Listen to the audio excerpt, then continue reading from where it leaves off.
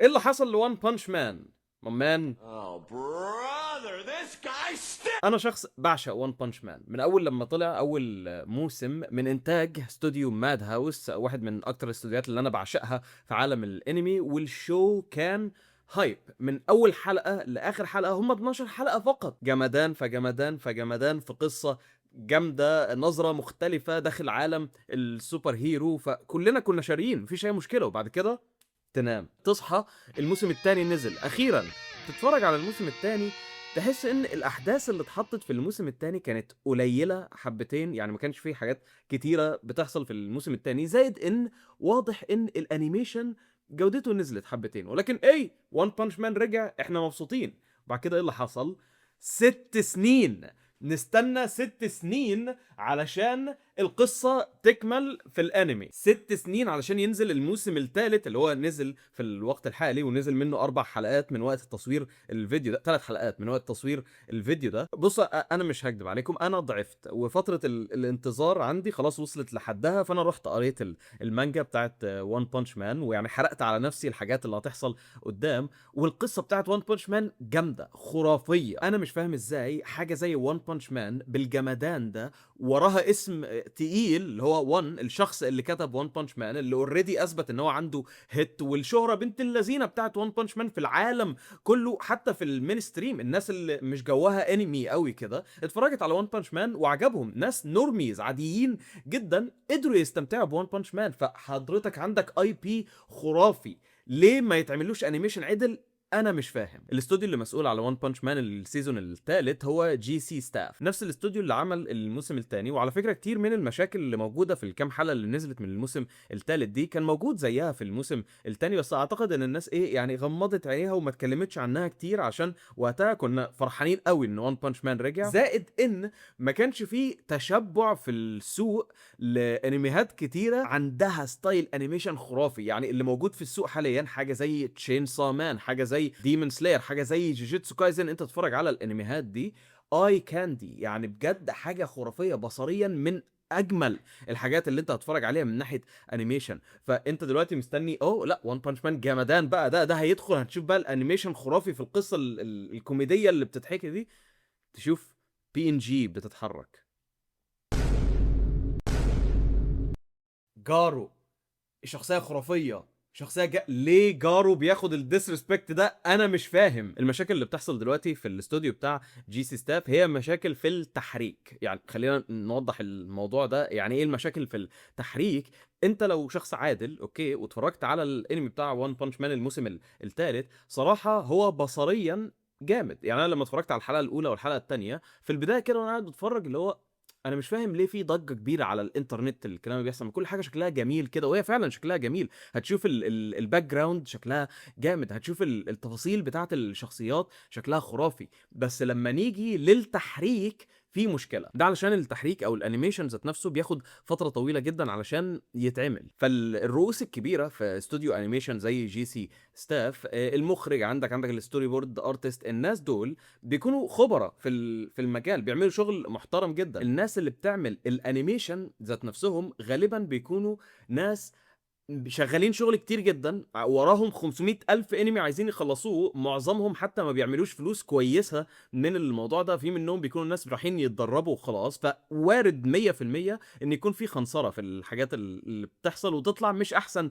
نتيجة. ده مش علشان هم مش موهوبين كفاية، بس علشان فعلا هم ما عندهمش الوقت، هم مش ملاحقين على الحاجة اللي مطلوبة منهم. طب انت دلوقتي تسأل طيب ازاي بقالهم 6 سنين بيعملوا في الانمي ده ودي النتيجه اللي هتطلع؟ لا، الموضوع ما بيشتغلش كده. هم ما بقالهمش 6 سنين شغالين على الموسم الثالث بتاع وان بانش مان، لا هم بقالهم 6 سنين بيشتغلوا على انميات كتيره جدا، ولسه في الوقت الحالي بيشتغلوا على انميات كتيره جدا. وان بانش مان واحد من الانميات، والوقعات اللي بتكون موجوده دي ملهاش دعوه بقد ايه الانمي بتاعك مشهور. لو تفتكروا اتاك اون تايتن الموسم الرابع وهو لسه بينزل، كان في بعض من المشاهد، خاصه يعني المشاهد المهمه جدا، يعني في الفايت بتاع مارجو لي كان في مشاكل في الانيميشن، كان ايرين شكله غريب. هتلاحظ ان بعد فتره لما ترجع تتفرج عليه هتلاقي ايه ده، سنان ايرين اتغيرت، التصميم بتاع ايرين اتغير. علشان كل الحاجات دي بيعيدوا الشغل عليها لما يجوا يطلعوا النسخه بتاعه البلوراي. ففي يعني جود نيوز ممكن تكون موجوده دلوقتي، ان النسخه الحاليه اللي انت بتتفرج عليها لوان بانش مان الموسم الثالث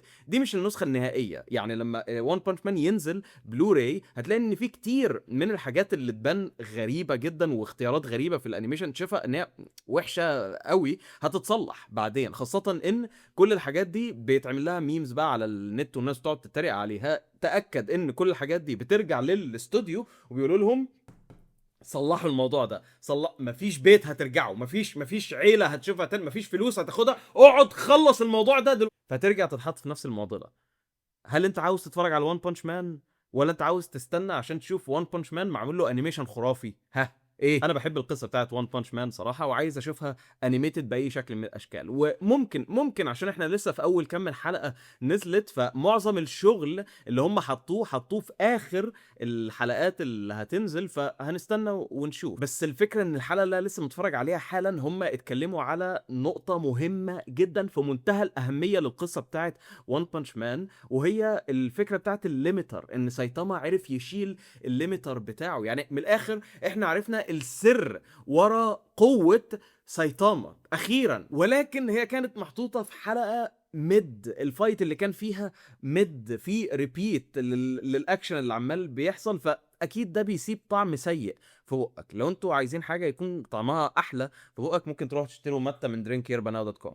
شو اعلان في ثانيه الا ثانيه، خلصنا الاعلان دن. يا اخي فين ماد هاوس؟ فين الانيميشن الخرافي بتاع ماد هاوس ولا استوديو بونز؟ انا عايز استوديو بونز يكون مسؤول على وان بانش مان، لان استوديو بونز اشتغلوا مع وان قبل كده في انمي ايه، موب سايكو 100، واحد من اجمل الانميات اللي انت ممكن تتفرج عليها. الانيميشن بتاع موب سايكو من الستايلات المفضله عندي، وموب سايكو كامل في الثلاث مواسم بتوعه كان خرافي، ما كانش فيه وقعه في الجوده نهائي. وانا اعتقد ان وان بانش مان كاي بي او كانمي كشو اشهر بكتير من موب سايكو. فالموضوع غريب جدا، ازاي موب سايكو اخذ الحب ده كله وان بانش مان لا. انا هفضل اتفرج على وان بانش مان حتى ولو انا حرقت لنفسي القصه رايحه فين في المانجا. و استنى اشوف ممكن في البلوراي لما يرجع يتعاد التاتش ابس على الحاجات اللي وقعت منهم دي في الريليز بتاعت البلوراي، ممكن تكون افضل. او ممكن هم مخبيين الحلقات الاخيره بتاعت الموسم ده هيكون فيها فايتات خرافيه، فممكن ساعتها اللي هو اوكي هم كانوا بيطبخوا فكانوا مخلين كل الشغل يروح ناحيه الاخر، فمفيش اي مشكله، مفيش اي كره بالنسبه لي للانيميتورز اللي بيشتغلوا في جي سي ستاف، لانه واضح جدا ان المشكله دي هي مشكله وقت وليس مشكله عدم موهبه او ان هم مش عارفين يعملوا حاجه زي كده. لا، هم عارفين يعملوا حاجه زي كده وهم عملوا حاجات جامده قبل كده، بس المشكله هي مشكله الوقت والتنظيم مش احسن حاجه، وده شيء واضح جدا. اي حاجه لو اديت الوقت الكافي هتبقى خرافيه، بس هي دي الفكره، انت عايز لك الوقت، فهم راحوا بالقرار ان هم ينزلوا الشيء ده حتى ولو هو محتاج شغل كتير لسه، واظن ان هم هيعدلوا الشغل ده لما ينزل البلوراي والكلام ده. عامه ده كان كل حاجه عندي. عرفوني ايه رايكم في الكام حلقه اللي نزلت من وان بانش مان، وهل انتوا يعني وصلتوا لمرحله الدسبريشن اللي انا وصلت لها دي ورحتوا حرقتوا على نفسكم القصه وقريتوا المانجا ولا لا؟ عرفوني كل الكلام ده في الكومنتات بتاعت الفيديو. شكرا على متابعتكم، انا محمود اسماعيل، اشوفكم ان شاء الله في الفيديو الجاي. سلام.